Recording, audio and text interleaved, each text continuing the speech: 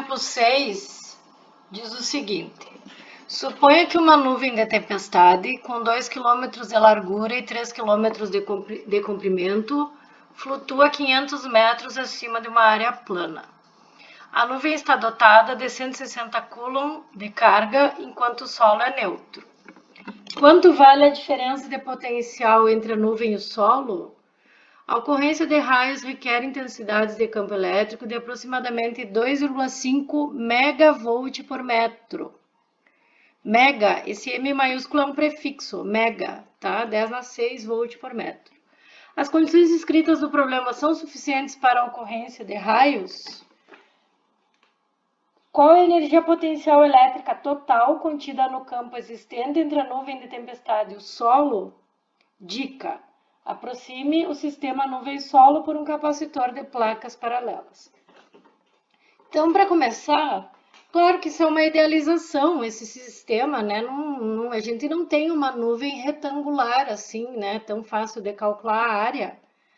Mas é um exemplo hipotético, tá? Na verdade, é possível que isso aconteça, só não uma nuvem nesse formato, tá? Mas a gente tem uma nuvem, então, que a gente sabe calcular a área, né? Ela é retangular, tá? E essa nuvem tem 2 km de largura por 3 de comprimento, tá? Essa nuvem flutua a 500 metros acima do solo, acima de uma área plana, né?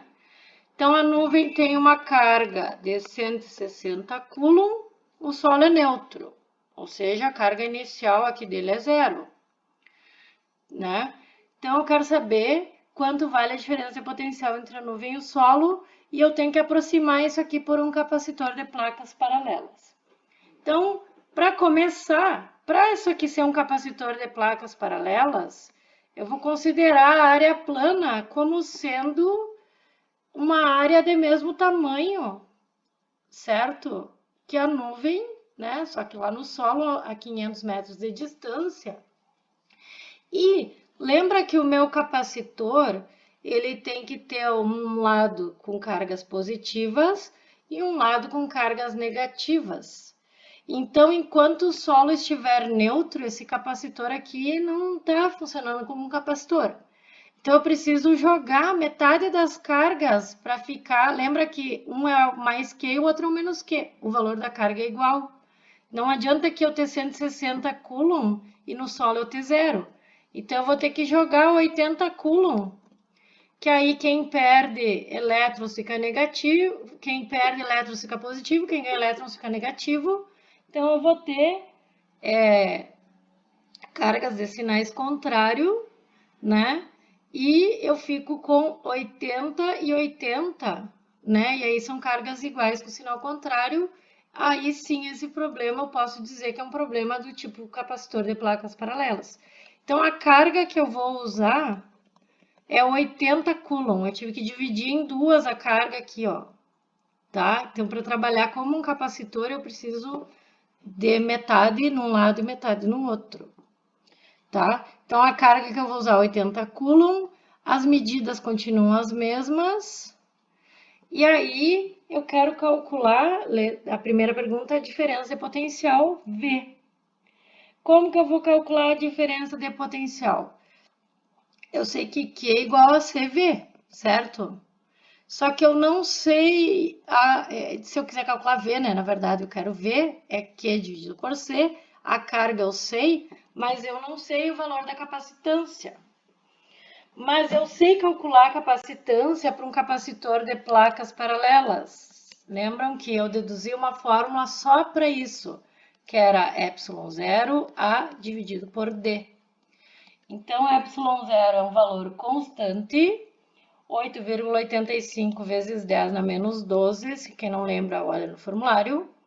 A área das placas, isso aqui é um retângulo, é base vezes altura, né? O largura vezes comprimento, só que em metros. 2.000 vezes 3.000. A distância entre as placas é 500 metros, né? E então eu calculo a capacitância aqui, que se vocês jogarem na calculadora vai dar 1,07 vezes 10 na menos 7 farad. E agora, com a capacitância, eu consigo calcular a diferença de potencial. Ó. A carga era 80 e a capacitância eu acabei de calcular. Então, a minha diferença de potencial vai dar 7,53 vezes 10 na 8 volts. Uma das perguntas eu respondi. Segunda pergunta. A ocorrência de raios requer intensidades de campo elétrico de aproximadamente 2,5 megavolt por metro. Mega é 10 na 6 o fator de multiplicação. Isso aqui é para a ocorrência de raio. Então, se eu tiver um campo inferior, eu não tenho condições para ocorrer raio.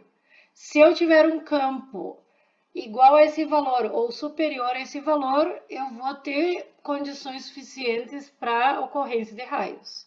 Então, eu vou calcular meu campo e ver se ele é maior ou menor que esse valor, que é a condição. Então, como que eu calculo o campo? Lembra que o campo de placas paralelas, num capacitor de placas paralelas, é um campo uniforme? E a diferença de potencial do campo uniforme é ED? Então, eu posso calcular o campo por aqui, ó, V dividido por D. O V eu calculei. A distância é 500 metros. O meu campo fica 1,51 vezes 10 na 6 volt por metro.